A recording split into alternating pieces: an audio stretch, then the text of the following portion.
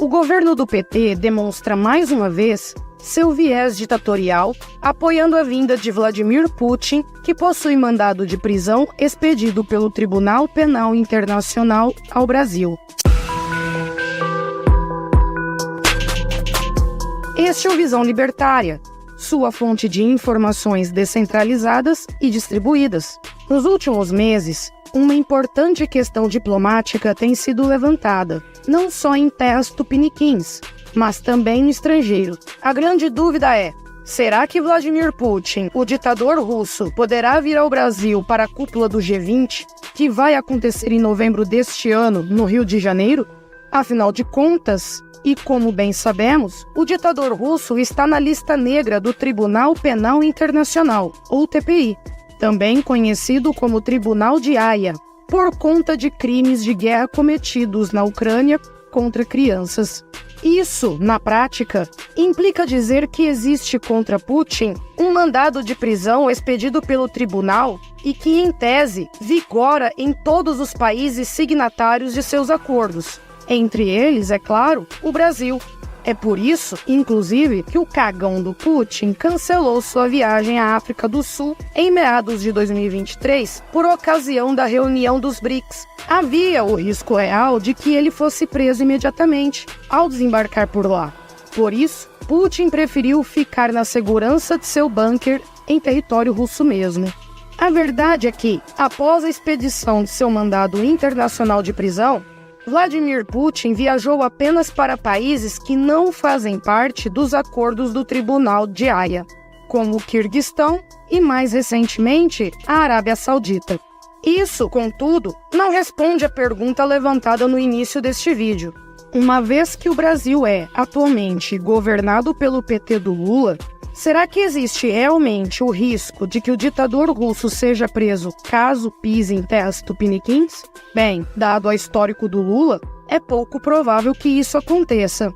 Na verdade, é mais fácil mesmo vermos o molusco estendendo um tapete vermelho para o criminoso, dando-lhe também todas as honras militares que estiverem disponíveis. Afinal de contas, estamos falando de um governo que já fez isso com outro ditador, naquela ocasião, para Nicolás Maduro, o sanguinário amiguinho do Lula, que também é alvo de investigação por parte do TPI.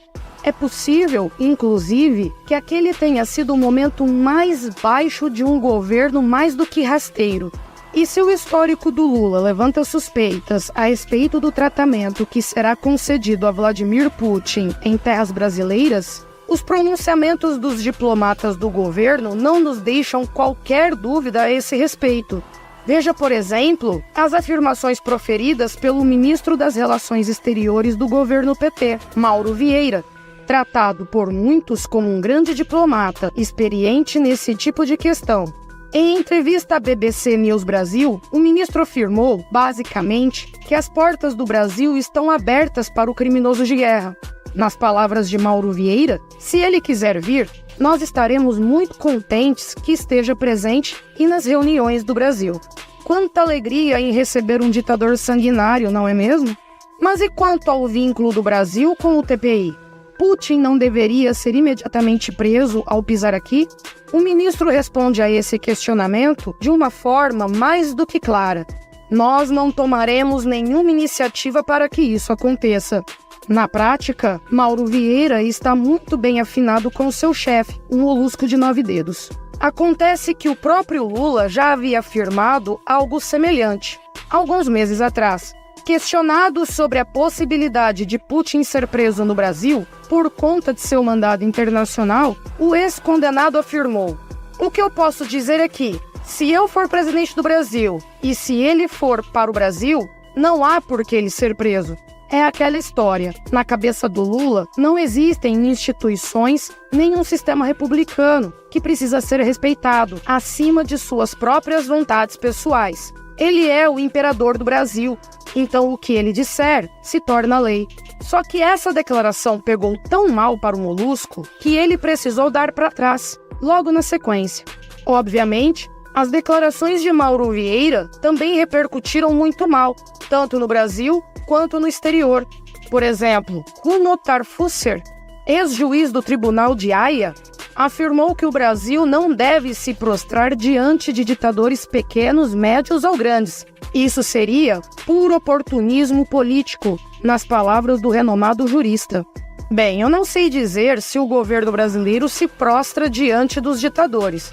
Acho que o mais apropriado seria dizer que o Lula se ajoelha diante desses ditadores, lhe abrindo, na sequência, o zíper da calça. Parece que eu tô entendendo. O notar Fusser ainda afirmou, a respeito desse caso, um Estado de direito como o Brasil, se aproximando de países que levam adiante políticas de agressão, violações maciças e sistemáticas de direitos humanos, além de crimes contra a humanidade, como a Rússia, é inacreditável. A verdade, contudo, é que talvez o Brasil não seja mais um Estado de direito por completo. A vontade do PT sempre foi a de não se sujeitar às instituições, inclusive aquelas internacionais, das quais o Brasil quis fazer parte em outros governos. Pense apenas que o Lula está abrindo a possibilidade de um ditador que iniciou a agressão contra países pacíficos, responsável pela morte de ucranianos e russos, caçado pelo TPI, ser acolhido como um digno chefe de Estado no Brasil.